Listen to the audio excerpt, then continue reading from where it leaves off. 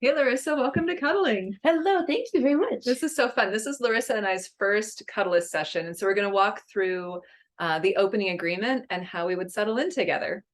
Sounds great. Yay. I'm glad you're here. Do you have any trouble finding it or anything? Not really, not this time. Yay. So one of the things that we want to do is just make sure that we're really clear on our opening agreement. And that is, hey, this time is absolutely for you. The time that we've got scheduled, it's for you, for nurturing, for care, education if you want it. And with that, I absolutely promise that I'm going to keep an eye on my own boundaries, my own comfort, and I'll speak up or move if I'm uncomfortable at any time for any reason, which means you don't have to caretake me. And I'll only do what I can do with a full heart, no resentment. Cool? Sounds good. Great. And I'm wondering if you will say something for you in a similar vein, that you will take care of your own comfort, you'll speak up or move if you need to, and that you're not going to tolerate or endure anything you don't want. I definitely will try my best. I know sometimes it takes me several seconds to realize, like, oh, my arm's asleep, or like, even if my back starts hurting, sometimes I don't want to move because I'm like, oh, like 90% is so great. I don't want to lose that for the 10% of my back in a weird position. So it takes me kind of a bit to process, but I will try to remain aware of how I'm feeling and aim for what feels good and not muscle twisting. Great. And I love how aware you are of yourself. Most people will just say yes. And most of us do more what you were saying. Like, it takes us a little while to notice. And I particularly want to speak to that piece of 90% is good, but 10% is your back feels weird or your arm's falling asleep. And sure, that's a judgment call. But in this space, I want to invite you to go ahead and risk speaking up, and that we could find something that's 100% good.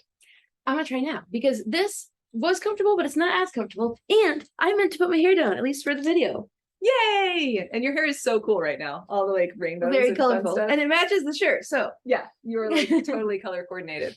I'm color coordinated brown with the couch. So yeah, there's a code of conduct we could go through if you want to for the video. But that'd be great. Okay, cool. Will you hand me my phone? So the code of conduct is designed by Cuddlist to keep us all really on the same page and safe and consistent. It's got really great things in it, like, hey, we're both above the age of consent, which I think is actually 17 in Colorado, but generally is 18. So we can go through them, but I don't have them up at the moment. So they're coming. Can I hold the stuff in one more time? Of course, because she matches you too. Indeed. Pink llama. All right. So Larysa, I'm going to read through them. If you've got any questions, please let's pause and take the time. And otherwise, you can just let me know that you agree. Okay. So the first one is that we are at the legal age of consent. Yes, I am over 17. You too? Okay, great. We are free from any mind-altering substances. So we haven't had any alcohol, smoked any pot, anything else. Never, ever. Yeah, I'm also clean and sober at the moment. So we also agree to, well, you agree. I suppose I don't have to disclose my diagnoses. That's interesting. The rule is client agrees to fully disclose any diagnoses or conditions that may affect their cuddling session to the practitioner. And that's not trying to be invasive of somebody's like mental health and medications or, their medical history. But some medications will make it so that we can't feel as much, and we might not notice that thing from the opening agreement about being uncomfortable. And so if there's anything like that, it's good to let me know. Certainly if you're on any painkillers, like, it's good to know. Then the other one is like, if there is, I don't know, an anxiety disorder that you really can't speak up, like, it's good to know. And then we can work with it. It doesn't mean you have to go home. So anyway, any diagnoses or mental conditions you want to let me know about? Nothing you don't already know. Okay. The fourth one is that we both agree to practice consent and attention to personal boundaries at all times. Yeah, we're only going to do what we want to do while we're here. And like I said, this is for you, but I'll keep an eye on my own boundaries too. Client and practitioner will communicate to find what is mutually comfortable throughout each cuddling session. This applies to all communication prior to and after sessions as well. So I like that one of our communication before and our communication after. We're going to find what's mutually comfortable. And so that means, right, if after the session you want to ask me 10,000 questions and you're texting me, and that's not okay with me, I agree that I'm going to speak up. Or vice versa, if I'm like, hey, want another session, you can like speak up and be like, no, that's not cool with me. Like whatever the things are, that not only is it while we're here, but it's before and after too. Sound good? Sounds good. All right. Number 6, this is a strictly platonic service. We both agree to not pursue or encourage sexual arousal. I'm good with that. Minimum clothing, tank top and shorts that come down to mid-thigh, suitable to be worn in public. Yes, it's a little chilly today. I don't think either of us are gonna get any less clothes than this. I've got my socks on, they're nice and fuzzy. No hand to genital or breast contact, and no intentional genital stimulation of any kind. So we're not touching each other's breasts or genitals. Butts are often a little bit more of a gray zone. I am not particularly thinking you're going to want to touch my butt today, but if you do, it is normally fine with me. I might, I'll let you know if it's not. Cool? Okay, great. No exchanging of saliva or any other bodily fluid in any way. I'm good with that. Fall asleep and drool. Right, there you go. Number 7, client and practitioner both agree to respectful personal hygiene. Yep, I've recently showered. I have clean clothes. Exactly, me too. Part of the personal hygiene stuff, though, for those of you who are watching, is also strong scents. And it's a really good idea if you have a tendency to wear perfume or really strong things to check in with each other about it ahead of time. Because I have had a client who wore a cologne that actually gave me a sore throat. And I didn't speak up until the 3rd session, and he never came back because I think he was probably incredibly embarrassed. It was sad. So speaking up sooner rather than later can help avoid discomfort and any kind of shame for anybody.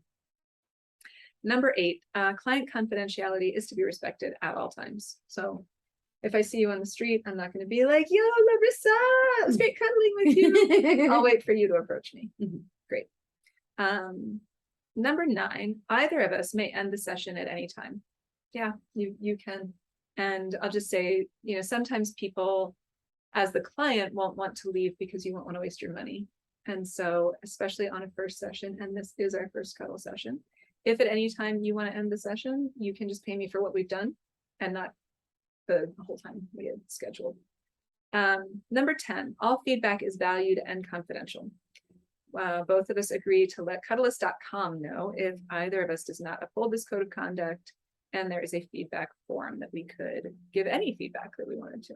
So I sent you a copy of these, so you can have that feedback form too. Sounds good. Awesome. Thank you. Anything else you want to do with our opening? I mean, think of it, my next question would then be, how would you like to proceed? What would you like to do next? Well, I guess, so, I mean, I know how I like to cuddle at cuddle party and things, but I think I might like to try new cuddle options that I haven't tried before. That sounds good.